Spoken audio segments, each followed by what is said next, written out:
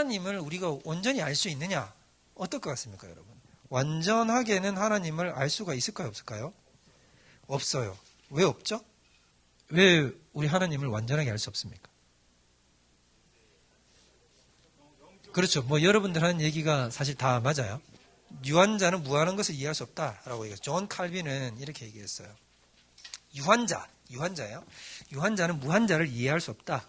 Finitum non capax infinitum 이라는 거죠. 유한자는 non 안 된다. capax 감당이 안 된다는 거지. 캐패시티가 안 된다는 거예요. 그걸 뭐가 감당이 안 되냐면 infinitum이 감당이 안 된다는 얘기죠. 그러니까 우리 같은 유한한 존재는 무한한 존재이신 하나님을 어떻게 할 수 없다? 전부 다 우리가 다 품을 수 없다는 것입니다. 이게 바로 근원적 어떤 한계가 존재하는 거죠. 근원적으로 안 돼요. 이거는 여러분 우리가 천국 가서도 안 돼요. 천국 가서도 하나님을 다 알 수 없어요. 왜냐하면 우리가 존재 자체가 이미 다르기 때문에 하나님과 우리가. 그러니까 이 착각하시는 분들이 있는데 하나님하고 우리하고 약간 동급으로 알고 계시는 분들이 있어요. 진짜로. 그래서 지금은 내가 하나님과 동급이 아니지만 천국 가면 내가 하나님과 동급 된다. 이렇게 생각하시는 분들이 있는데 착각입니다. 절대로 우리 그렇게 될 수 없고요. 하나님은 창조주이시고 우리는 피조물이에요. 이 관계는 절대로 변함이 없어요. 그래서 우리는 존재론적으로 하나님과 동급으로 올라갈 수 자체가 없습니다.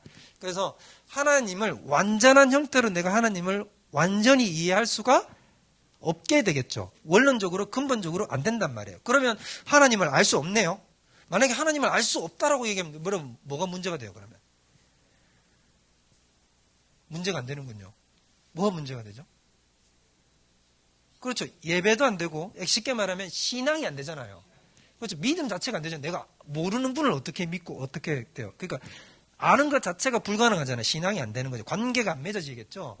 그래서 이런 거예요. 간단하게 얘기하자면 하나님을 완벽하게는 알 수 없다. 이걸 불가해성이라고 얘기를 합니다. 아니 불자, 가능하지 않다. 완벽하게 해석이 안 된다라는 거죠. 그러니까 하나님의 불가해성이라는 것이 존재하는데 동시에 그 불가해성이 있지만 하나님을 우리가 알 수는 있다 없다. 어느 정도는 알 수 있다는 것입니다. 그리고 더 나아가자면 어느 정도 안다라고 하는 그 지식은 어떤 것이냐면 이 어느 정도는 진리입니까? 진리가 아닙니까? 그러니까 이건 진리예요? 진리가 아니에요?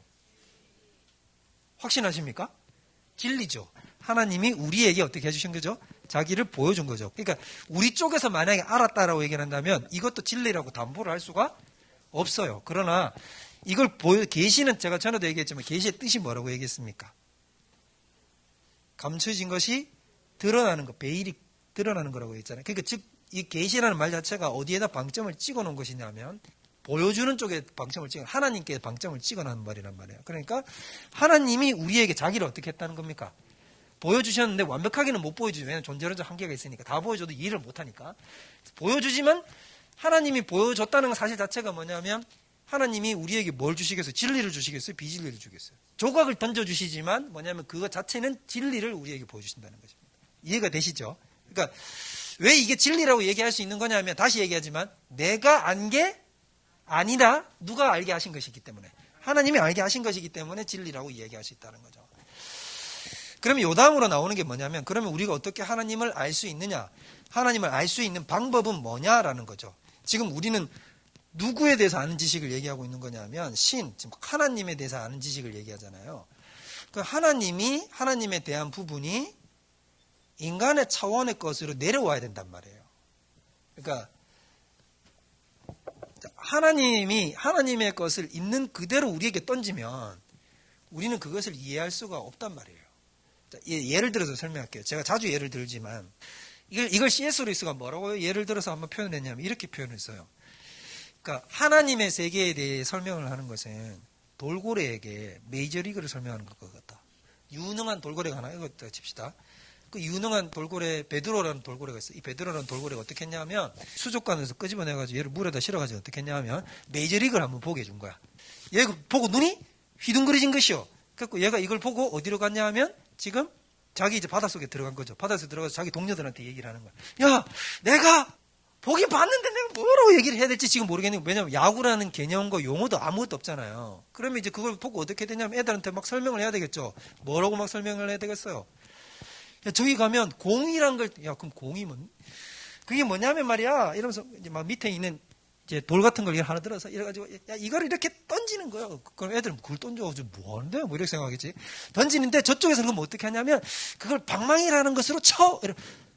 방망이가 뭐지? 이제 그럼 또 산호 하나 또 꺾어가지고 야 봐 이제 이런 거야. 이런 걸 어떻게 하냐면 이렇게 딱 하는 거야. 그럼 뭐 뛰어. 근데 뛴다는 건 뭐지? 이러면 헤엄치는 거야 빨리 이렇게 설명하는 거죠. 그러면 이게 무슨 말이냐면 지금 그 돌고래 베드로 돌고래는 자기 동료 돌고래들에게 뭘 하고 있는 겁니까? 바깥에 있어서 자기가 본 걸 그 자기 것으로 이제 현상화 시키는 거지. 현장화를 시키는 거잖아요. 이걸 뭐라고 부르냐면 신인 동응 동론이라는 거예요. 하나님이 인간에게 자신에 대한 지식을 가르쳐 주려면 자신을 어떻게 하셔야 되냐면 인간인 것처럼 표현을 하셔야 된다는 거지. 하나님이 자기를 우리에게 가르쳐 주시고자 인간처럼 자기를 낮추셔서 드러내신다는 것입니다. 여러분 하나님이 후회를 하십니까? 안 하십니까? 아니 성경에 후회했다는 기록이 있어요? 없어요? 후회했다는 기록이 어디 나와요? 사울 왕으로 세운 것을 내가 후회. 근데 그보다 더 이전에 후회했던 적이 있죠. 사람을 이 땅에 지으신 것을 후회하셨다라고 얘기를 하잖아요. 그 후회했어요.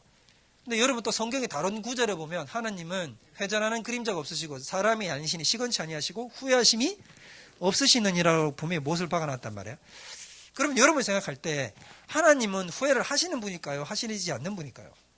그러니까 하나님의 근본 자체는 안 하시는 분이죠. 왜냐하면 하나님이 만약에 후회를 하신다 그러시면 그분은 신이 아니죠. 왜냐하면 후회할 일을 만들었잖아. 그리고 후회할 줄도 모르고 후회할 일을 만들었다는 거잖아요. 그러면 전지가 안 되고 후회를 했는데 그 뒤에 대책을 만드니까 전능도 안 되는 거잖아요. 그러니까 신이 안 된단 말이에요. 그러니까 원래 하나님의 본질적인 성품상 후회할 일 자체는 하나님에게는 있을 수가 없죠. 그렇지만 하나님은 왜 인간을 보고 후회했다고 얘기를 하는 거예요? 그렇지. 그 마음이 아프다는 거지. 이놈 자식들이 만들어놨더니 이게 뭐고 이렇게 생각하신다는 거예요. 근데 이거 자체를 인간이 가지고 있는 감정적 표현을 빗대어서 표현을 하시는 거라는 거죠. 이걸 여러분 뭐라고 부르냐면 하나님의 낮추심. 약간 어려운 말로 하면 어커모다치오. 그러니까 하나님이 자기를 낮추셔서 우리에게 자신을 계시해서 보여주시는 것을 이제 낮추심이라고 표현을 한다는 거죠. 이게 신인 동용 동론이라고 얘기를 하는 겁니다. 그러니까 신을 인간처럼 형상으로 표현해서 표현하는 것이다라는 거죠.